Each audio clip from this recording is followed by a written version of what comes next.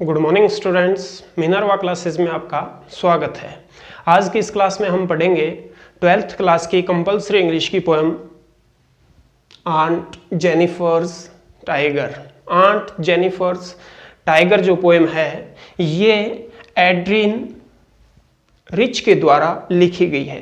एड्रीन Rich एक American poet थी और ये कविताएं मुख्य रूप से इनकी जो कविताएं हैं या इनके जो निबंध है उनमें नारी से संबंधित जो समस्याएं हैं, नारियों की जो समस्याएं हैं, नारियों के साथ जो उत्पीड़न होता रहा है आदिकाल से, उन समस्याओं को इसमें उजागर किया गया है। उस उत्पीड़न को उजागर किया गया है कि किस प्रकार से एक नारी जो है वो एक पुरुष प्रधान समाज में अपना जीवन व्यतीत करती है, किस प्रकार से वो डर डर के अपना जीवन यापन करती है, उन बातों को इसमें बताया गया है। तो सबसे पहले हम इस पोएम की जो राइटर हैं, पोइट हैं, उनके बारे में पढ़ेंगे।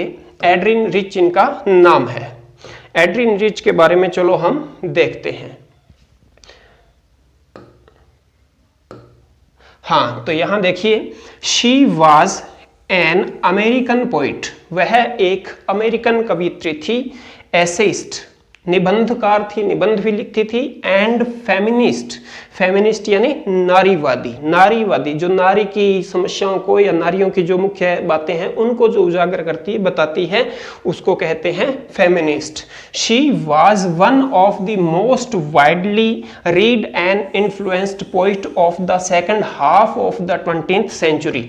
वो 20वीं शताब्दी की सबसे ज्यादा पढ़ी जाने वाली, यानी 20वीं शताब्दी का जो सेकंड हाफ था, यानी एक तो 1901 से लेकर 1950 तक हो गया, फिर 1951 से लेकर जो 2000 तक का जो सेशन रहा था, यानी बाद की जो हाफ सेशन था 20वीं शताब्दी का, उसमें इनको काफी पहचान मिली थी। इन हर पोएम्स, उनकी कविताओं में, शी टॉक्स अबाउट, वो के बारे में बात करती है, किसके बारे में? A woman's experience in her married life, यानी एक वुमन का जो अनुभव होता है, एक स्त्री का जो अनुभव होता है उसकी मैरिड लाइफ में, उसके विवाहित जीवन में, उस विवाहित जीवन के जो एक्सपीरियंस है वुमन के, उनको वो उजागर करती है। She has tried to explore, explore का मतलब उजागर करना, उसने उजागर करने की कोशिश की the inner feelings of a woman, एक वुमन की जो इनर फीलिंग्स होती है, आंतरिक जो भावनाएं होती है, उनको उजागर करने की कोशिश की। Who is living under the dominance of man, जो पुरुष प्रधान समाज में रहती है या पुरुष प्रधान समाज के अंतर्गत जो जीवन यापन करती है, उस महिला की जो इनर फीलिंग्स है उनको एक्सप्लोर करने की इन्होंने कोशिश की थी। Adrienne Rich was born in Baltimore, Baltimore शहर में इनका जन्म हुआ था। ये कहां पर है? ये मैरीलैंड स्टेट के अंदर है, यूएसए में, यानी अमेरिका का जो मैरीलैंड स्टेट है उसके बाल्टीमोर शहर में इनका जन्म होता है। She is widely known for her active involvement in the women's movement, यानी जो वुमेन्स, महिलाओं के जो आंदोलन होते हैं उनके अंदर सक्रिय भूमिका निभाने के लिए इनको मुख्य रूप से जाना जाता है। She has published 19 volumes of poetry, कविताओं के 19 वॉल्यूम इन्होंने प्रकाशित किए थे। 3 कलेक्शन ऑफ एसेस, 3 कलेक्शन जो है, 3 संग्रह जो है वो निबंधों के थे, ऐसे लिखे थे इन्होंने। एंड अदर राइटिंग्स, और कुछ अन्य राइटिंग्स भी इनकी थी, अन्य लेखन भी इनका था। She was strongly against racism and inequality prevailed in human society. She was, वह थी, स्ट्रांगली अगेंस्ट यानी पूरी तरह से खिलाफ, किसके? Racism and inequality. रेसिज्म होता है जातिवाद, इनइक्वलिटी होती है असमानता। प्रिवेल्ड इन ह्यूमन सोसाइटी, जो मानव समाज में प्रिवेल थी, मानव समाज में जो फैली हुई जो रेसिज्म और इनइक्वलिटी है, इनके खिलाफ वो शी वाज स्ट्रांगली अगेंस्ट, काफी इनके खिलाफ रही थी। आगे, in the poem Aunt Jennifer's Tiger, ये जो आंट जेनिफर्स टाइगर है, इस पोएम में the poet describe the oppressed condition, कवियत्री जो है वो ऑप्रेस्ड कंडीशन को उजागर करती है, जो उत्पीड़ित स्थिति है उसको उजागर करती है। किसकी उत्पीड़ित स्थिति? ऑफ वुमन, औरतों की जो उत्पीड़ित स्थिति है, उस स्थिति को इस पोएम के अंदर एड्रीन रिच ने उजागर किया है। By males and their dominance in society, यानी मेल्स के द्वारा, पुरुषों के द्वारा और उनके प्रभुत्व वाला जो समाज है, उस समाज के अंदर जो महिलाओं की स्थिति है, जो उत्पीड़ित स्थिति है, जो ऑप्रेस्ड कंडीशन है, उसको उजागर किया है। चलिए आगे इसका हम फर्स्ट स्टंजा का हिंदी ट्रांसलेशन देखते हैं। हाँ, Aunt Jennifer's Tiger prance across a screen. इसमें क्या है कि आंट जेनिफर जो है वो एक पर्दे के ऊपर, एक कपड़े के ऊपर, वूलन का कपड़ा है, उसके ऊपर टाइगर के चित्र बनाती है, टाइगर को मतलब एम्ब्रॉयडरी करती है टाइगर की। तो टाइगर क्या है? टाइगर जंगल में रहने वाला एक शक्तिशाली प्राणी होता है जो अपना स्वयं का प्रभुत्व बनाए रखता है, वो किसी से डरता भी नहीं है। तो Aunt Jennifer's Tiger, Aunt Jennifer का जो टाइगर है, यानी जेनिफर जो टाइगर बनाती है, प्रांस उछल कूद करता है, एक्रॉस ए स्क्रीन, एक स्क्रीन के ऊपर यानी पर्दे के ऊपर, जो पर्दा उन्होंने बना रखा है, जो कपड़े का पर्दा है उसके ऊपर उछल कूद करता हुआ टाइगर का वो चित्र बनाती है। Bright topaz, bright topaz, topaz होता है एक गोल्डन कलर का प्रीशियस ज्वेल होता है, स्टोन होता है, पत्थर। डेनिजन्स, डेनिजन्स होते हैं निवासी, इनहैबिटेंट्स, इनहैबिटेंट्स या ड्वेलर, इनहैबिटेंट्स या ड्वेलर।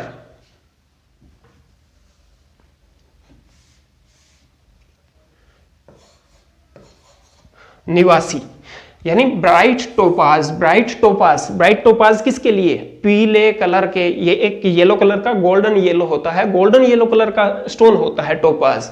तो टोपाज हिंदी में इसको वैसे पुखराज कहते हैं, पुखराज, हिंदी में इसको कहते हैं पुखराज।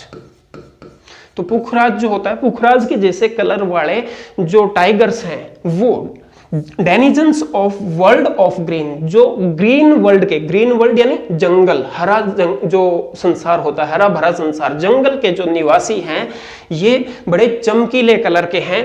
दे डू नॉट फियर, वे डरते नहीं है the man beneath the tree, पेड़ के नीचे बैठे हुए लोगों से, यानी जो जंगल के अंदर रहने वाले जो ग्रीन टोपाज हैं, जो टाइगर्स हैं, ये लोगों से डरते नहीं है, यानी काफी बहादुर होते हैं। तो बहादुरी उस जो पर्दा है, पर्दे के ऊपर चित्र में बहादुरी को बताया गया है।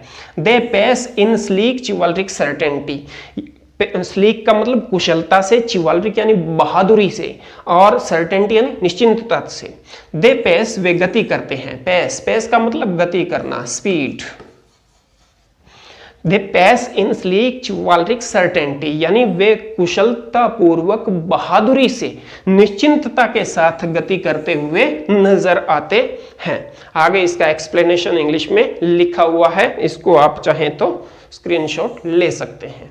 अब देखिए इसके अंदर इस पैराग्राफ में क्या शो किया। Here Aunt Jennifer has knitted image of tiger on the panel, panel होता है एक फ्लैट पैनल, एक स्क्रीन होती है, जैसे इसमें पर्दा है उसको पैनल बताया गया। तो पैनल के ऊपर जो टाइगर है, उन टाइगर की जो इमेज गुंथी हुई है उनको बताती है। They are not real of or living tiger, वे कोई वास्तविक या जिंदा टाइगर नहीं है, चित्र बनाया गया है। The image of tiger are created by aunt, अब ये टाइगर की जो इमेज है वो आंट के द्वारा क्रिएट की गई है। On the panel with her own hands, उस पैनल के ऊपर, पर्दे के ऊपर चाची ने अपने हाथ से उसको क्रिएट किया है। The tigers represent her dreams, tigers जो है वो अपने ड्रीम्स को, अपने उनके जो स्वप्न है उनको शो करता है। यानी टाइगर्स के स्वप्न क्या है? आराम से खुला जीवन जीना, आनंद से जीवन जीना और बहादुरी के साथ जीवन जीना, ये टाइगर का सपना है, यानी आंट का ये सपना है। आंट इस सपने को उस टाइगर के माध्यम से बताना चाहती है। Her desire is to be free from fear, अब आंट की जो इच्छा है, हर डिजायर, उसकी इच्छा क्या है? Is to be free, free होना, स्वतंत्र होना, किससे? फ्रॉम फियर, डर से, एंड ऑपरेशन और उत्पीड़न से, दैट कंट्रोल हर लाइफ, जो कि उसकी लाइफ को कंट्रोल करता है, नियंत्रित करता है, उस उत्पीड़न से वो स्वतंत्र होना चाहती है। And wants to become brave like tigers, और वो टाइगर्स की भांति ब्रेव बनना चाहती है। आगे के स्टंजा में आप देखिए, सेकंड स्टंजा इसका शुरू करते हैं।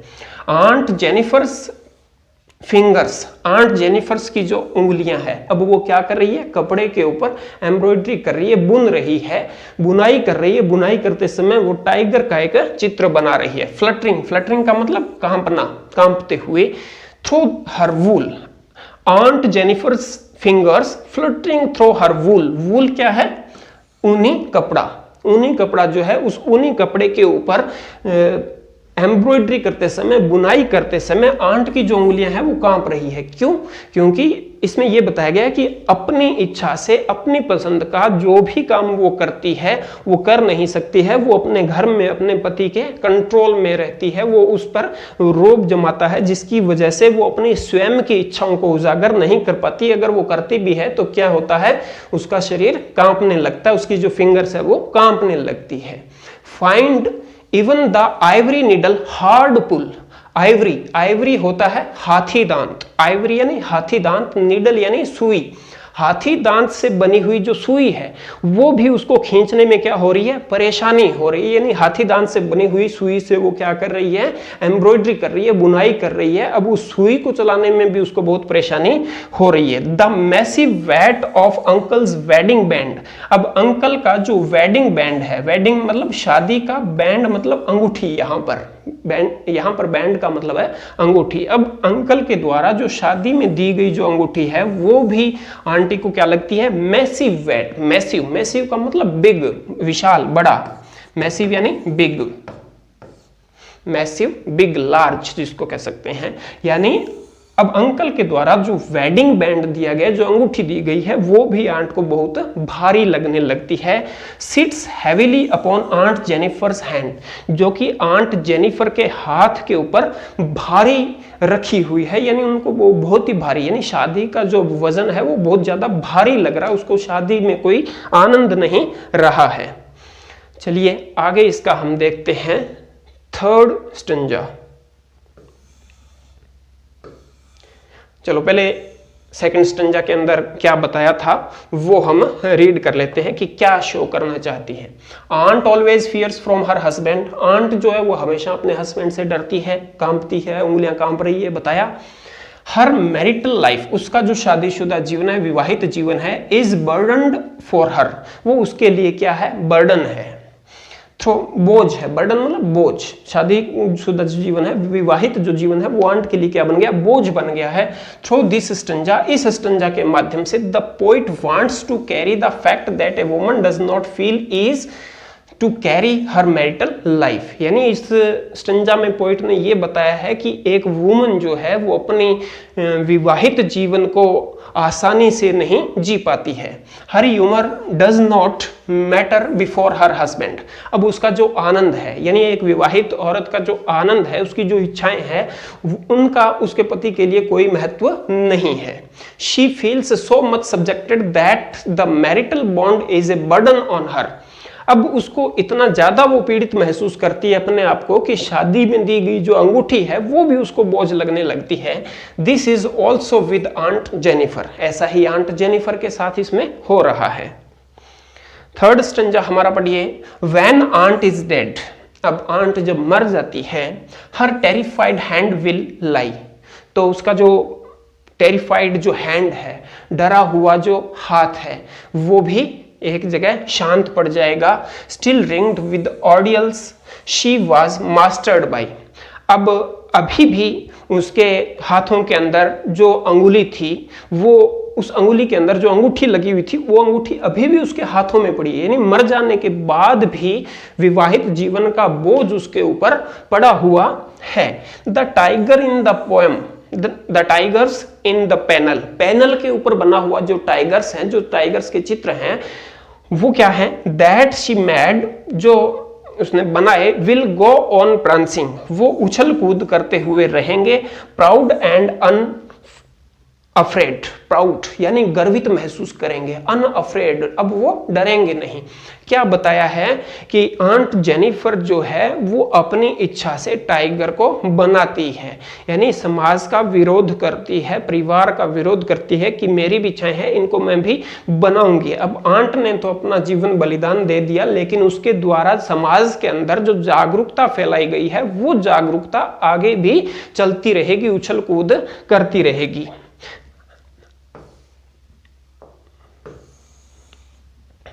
चलिए ये क्वेश्चन आंसर आगे के हिस्से में करेंगे। अभी हम इसके जो वर्ड्स हैं वो देखते हैं। प्रांस, सबसे पहले वर्ड देखिए प्रांस। प्रांस यानी जंप और move in A spirited manner, यानी उछल कूद करना।